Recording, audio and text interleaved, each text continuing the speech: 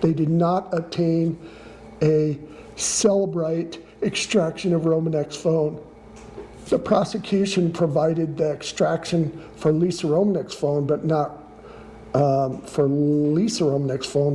Romanek's. And post-conviction inquiry revealed the extraction was claimed to be not available. Okay, let's stop there. What does that mean, it's not available? They're saying it's not available. Either they're hiding it and or they erased it. It's not there. But your attorney during the 35C hearing tried to gain access for your computer forensic expert to your cell phone data. Yes. And what was she told? What did the district attorney tell your 35C attorney? Yeah, there's nothing there. It's not there. It's not there. What do you think happened to it? I think somebody erased it. Now, if the district attorney had a case against you, a legitimate case against you, wouldn't they want to show that evidence? Your cell phone evidence? Absolutely, and why would they erase it? I mean, I know there was stuff on there. I made calls during that whole trip. During all those trips, I made calls to the bank. I made calls to Lisa's family to let them know where we were. You know, I talked to my sister. So the fact that there's nothing there makes absolutely no sense. Does it make sense that there's nothing there if you consider that Detective Brian Koopman knew that you were innocent, but he had to frame you? Oh, absolutely. We're back with Stan Romanek today. It's April 28, 2025, and we're going to continue exposing the major flaws in his case. And I'm going to have you read this short document. Let's start with who filed this document. Do you see who your original attorney was? Tracy Lowry. And who did she work for? She was a public defender, deputy state public defender. And what's the name of this particular motion? Motion for access to forensics evidence. What date was that? Do you see where it was filed? It was filed April 21st, 2014. So that was basically the beginning of your criminal case in 2014? Yes. So the raid was in 2013. They spent almost a year before they charged you with anything. So from 2013 to 2014, you had that whole year where you were just tormented. You didn't know what was happening. Exactly. And you were given a public defender because you could not afford to pay for your own attorney. Is that correct? That's correct. And Tracy Lowry was your public defender, and she filed a motion for access to the forensic evidence. Yes. And I'll give you just a second to read what they were actually asking for.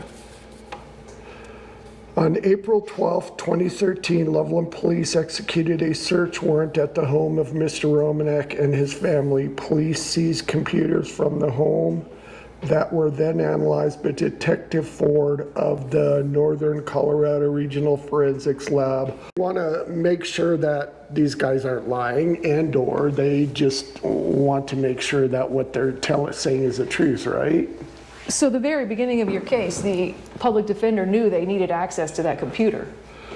Well, yeah, that makes sense because, you know, you can't just go by hearsay. You have to make sure that what they're saying, you know, there's a reason. I don't know how to put that though. Why not just believe what the prosecution expert says? Why not just trust that the district attorney's office knows what they're doing and is telling the truth?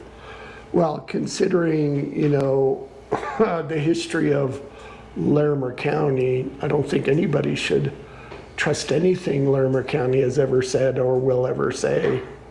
So, of course, you want to make sure that, you know, you want to make sure that you have evidence that what they say is, you know, and in my case, there's evidence, obviously there's evidence that there was nothing on the computer. And it would be nice to know if and when suddenly something mysteriously appeared on the computer. Right, so Tracy Lowry, the public defender who initially got your case, filed a 3-page motion with the district attorney's office, with the court, asking for the district attorney's office to provide access to your computer. So that's what a normal defense attorney would do. Yes. The defense attorney wants to see everything with their own eyes. So that was the first thing that happened in your case. And your 35C attorney, Cassie Zobel, actually brought this up during your 35C hearing in August of 2023. Because your 35C attorney knew that that was a major flaw in the trial attorney's McClintock's. The fact that they didn't even ask to see the evidence. In front of you is the transcript from the 35C hearing in August of 2023. And do you see, so your expert is testifying at this moment during the 35C hearing, and do you see the question from your attorney to the expert? What does it say right here on line 3? On line 3, it says, can you tell us the substance of that motion? So the motion they're talking about is the one that we just reviewed, the motion for access to forensic evidence. So read that page and kind of summarize what that page says. The title was Motion for Access to Forensics Evidence, and the substance was the defense asking to obtain the forensics image for the Alienware laptop. And in your expert opinion, was it necessary to the defense to have access to the forensics image? Yes. Why? To do a proper defense investigation of not only the charges brought against Mr. Romanek, but also for the purpose of regarding the activity on the laptop. You need the forensics image. And again, is that because the sanitized report don't contain the actual evidence from the computer? They don't contain all the evidence, all of the evidence. Does this motion set forth the procedure for providing the defense access to the forensics image? Yes, it does. Can you describe the process? Sure, the defense is going to obtain an external hard drive. So basically, your 35C attorney was explaining through the expert, through your defense expert, that you absolutely had to have access to the evidence that the district attorney had access to. Yes, and I remember that they wouldn't allow it. Who wouldn't allow it? The DAs. The district attorney would not allow access to... Full access to the hard drive and or the computer. They just wanted to give us sanitized versions. And that was during, when you were represented by Cassie Zobel for the 35C. She wanted to have all that access. Yes, she did. And they refused. And they refused. Even though the public defender at the very beginning, your very first attorney, the public defender's office, knew that was important to have. Yes. But your trial attorneys, Ted and Elizabeth McClintock, did not even try to get it. Not even remotely. The thing that kind of really bugs me about this case is, well, everything about this case is just ridiculous, but how can they get away with not allowing you access to something that can potentially set you free? What are they hiding? What are they hiding, do you think? The fact that I'm innocent. And for whatever reason, maybe they just don't want to get in trouble. I don't understand why they just, and I say this over and over again, do the right thing. You know, if they're going to get in trouble for this, you know, maybe it's time that they just, I don't know. I don't know what to say. Cut their losses and just set people like me free, because you know it's only going to get worse for them, right? You know, they're digging their own ditch. You have another document in front of you. What is that document? You see the caption down here? Opening briefs, yes. And who filed this opening brief for you? Tillman Clark. So now you have another attorney working for you, and he filed your opening brief last week. Yes. And this is your 35C appeal. Yes. What does that mean for people who don't know? It means that I filed a 35C against my attorneys for ineffective counsel, and somehow the judge just pretty much ignored it and completely threw it out. And so I filed an appeal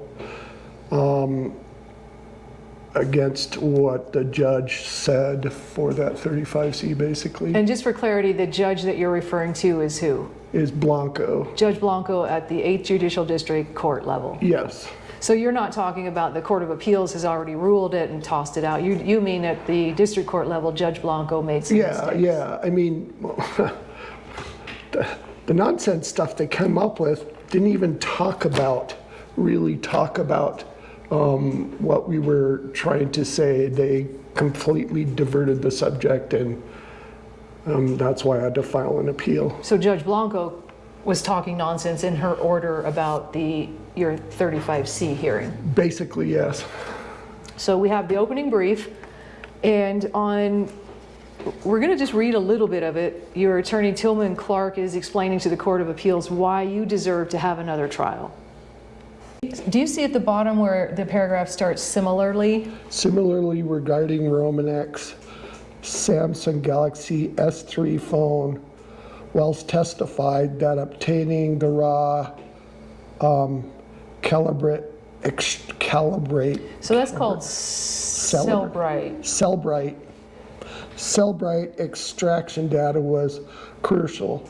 The report provided by prosecution contained very limited data, and without the underlying extraction, it was impossible to determine if the data resulted from limited phone usage or limited extraction type performed by law enforcement or intentional filtering by the examiner. Okay, let's stop right there. What does that mean? What does that mean, intentional filtering by the examiner? That they weren't allowing what was on the phone to be known, that they were filtering, Picking and choosing what they picking wanted. and choosing what they wanted you to know about, which is, that data is needed because it would prove that I was out of town those said dates that, we had proof. So you think that if your attorneys would have had access to your cell phone, they could have shown... Absolutely, that I was out of town, because for example, during one of those times, they shut down my debit card because we forgot to tell the bank that we were going out of town. I've actually got phone calls with the bank talking about, I've got that recorded with the bank talking about, that we were out of town and that we needed them to, start up because we were stuck in Kearney, Nebraska or whatever it was. And that should be on the phone data because, we were in a different state. So it's all part of that. So if the prosecution would have provided your cell phone data, Yes. then your attorneys could have proven your alibi. Yeah. Yeah, I mean, I already had all the other proof on top of it, but this would just add one more thing. Sure, yes. Okay, so now we know so far that your attorneys didn't do that cell phone data analysis. You're right. The McClintocks did not do that. All right, let's go to the next paragraph. Do you see where it starts with Wells? So Wells, just for the record, Wells is your defense expert, forensic computer expert that testified in August of 2023. So Okay. that's what your new attorney is referring to. Yes. Wells further testified that obtaining Romanex CDRs from the cellular carrier was another necessary investigative step. Counsel should have taken. Counsel meaning McClintocks. Yes, McClintocks. Wells explained that CDRs can provide historical cell site locations, information, potential, placing the phone and presumably its users far from location where computer activity occurred, which is absolutely true. Another critical task for the defense expert, according to Wells, was attempting attribution analysis, seeking to determine who was actually using the laptop when the CSAM was downloaded. This was particularly important given the multiple people potentially had access to the laptop, which had only one user account protected by a single password. Okay, let's stop there. So in this paragraph, we again learned that there was no cell phone data analysis done of your phone. No. You're the defendant. Yes. Why do you think they didn't do it? Because they knew it would,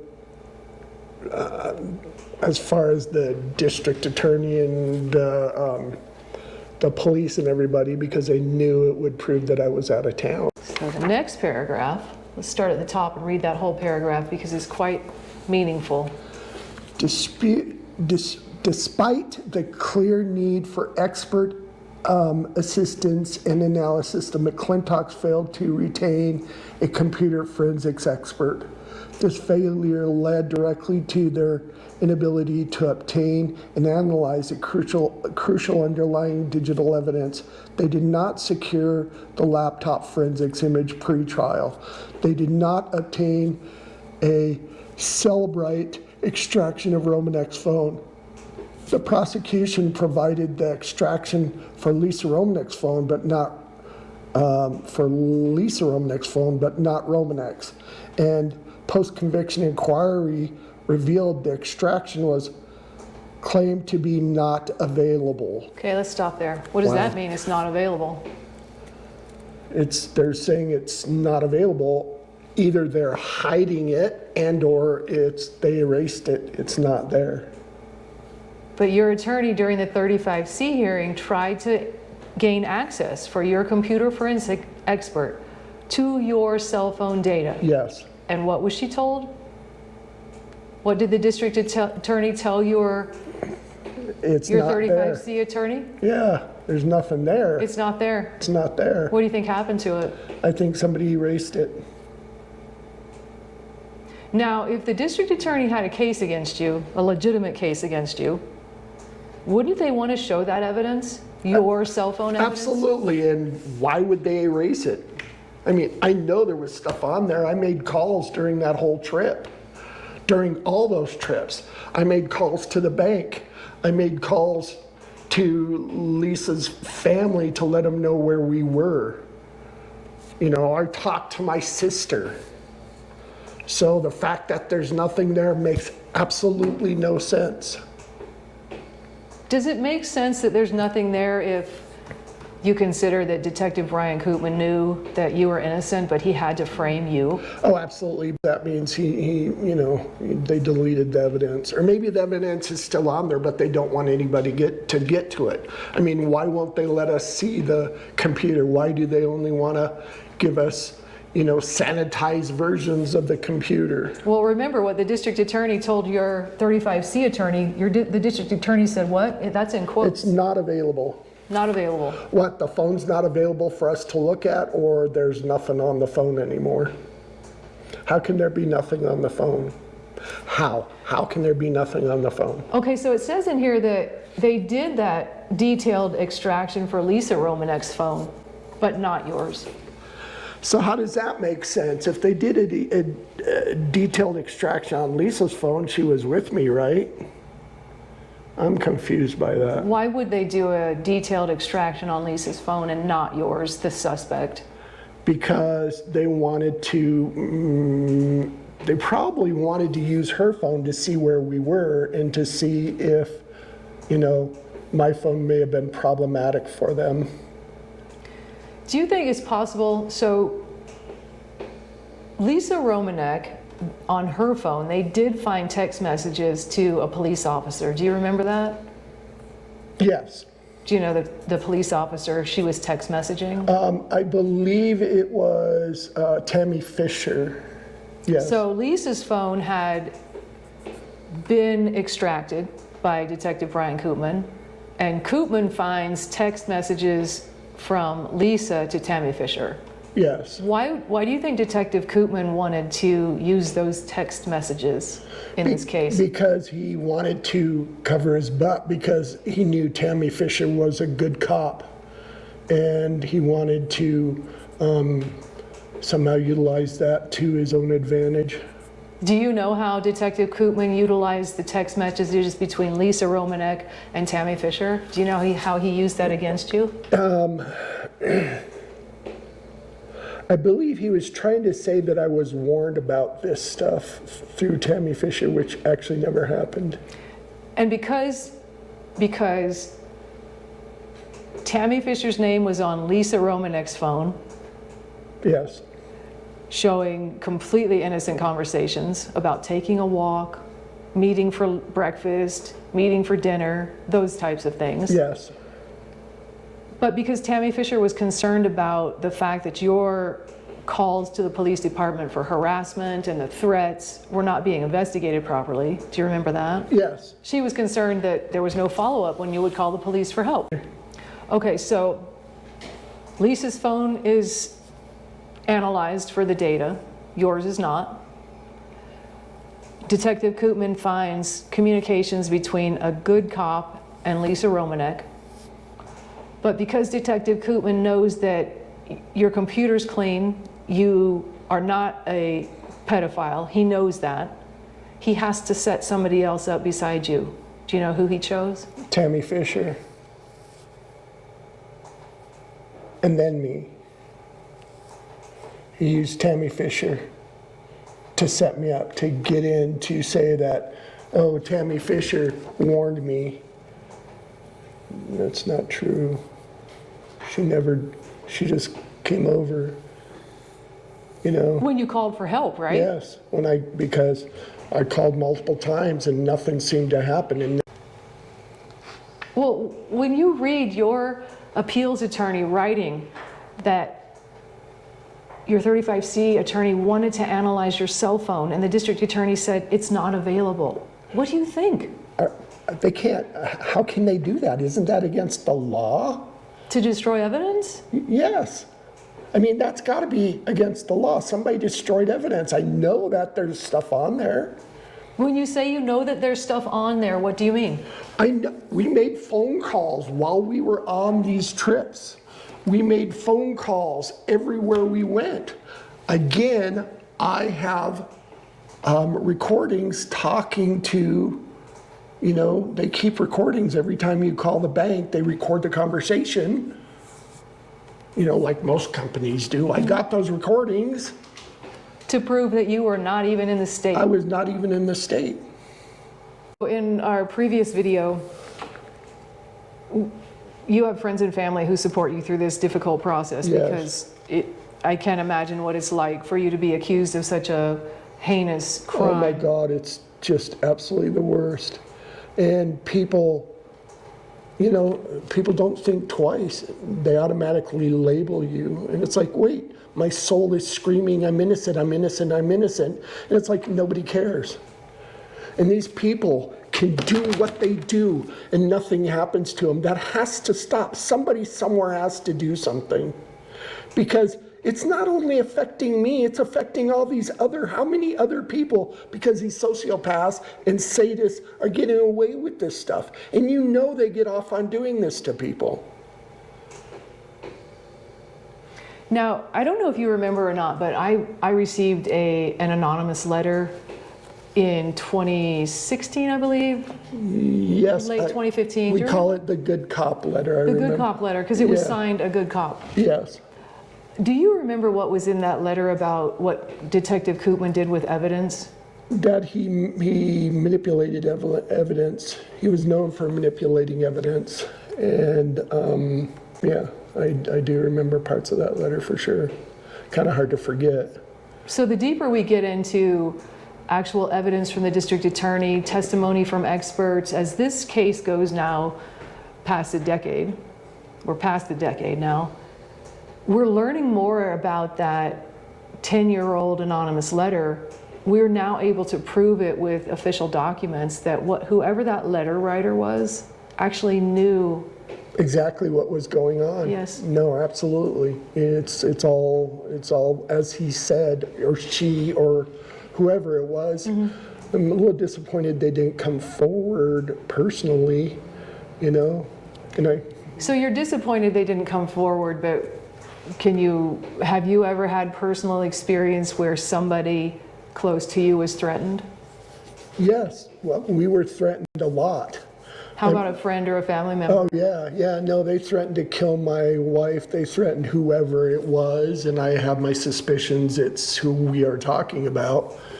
You know, they said if I don't stop, blah, blah, blah, and then they told me their social security numbers and where they worked and said if you don't stop, well, you know, we'll kill your family. Absolutely, this happened. And it didn't happen just once, it happened multiple times. So you can kind of understand why officers might be a little bit leery, afraid to come forward. Look what happened to Tammy Fisher. Yes, that's true. She came forward and tried to help, and she questioned Chief Hecker and everybody else, and they just threw her under the bus because of that sociopath. So when you say Tammy Koopman. Fisher came forward to help, what do you mean by that? Well, she saw that there was something fishy going on, and she went to Chief Hecker, and Chief Hecker told her to leave it alone. Because she came to this house to answer a call that you made for help. Yes, because we were being harassed all the time. I mean, our computers were being hacked all the time. You know, we had people here when our computers were being hacked. They saw it happen live. Other people videotaped this happening. We were finding stuff on the computers all the time. In fact, the reason that supposed laptop, that Alienware laptop, was in Texas during the time they said that this stuff was supposedly downloaded on my computer was because of that very fact that it had a very bad virus on it, and they just replaced the whole system. So just like last time we did this interview, your friends and family have questions, or they think of things that the public may be curious about. And one of them is like, why you? Why were you a target?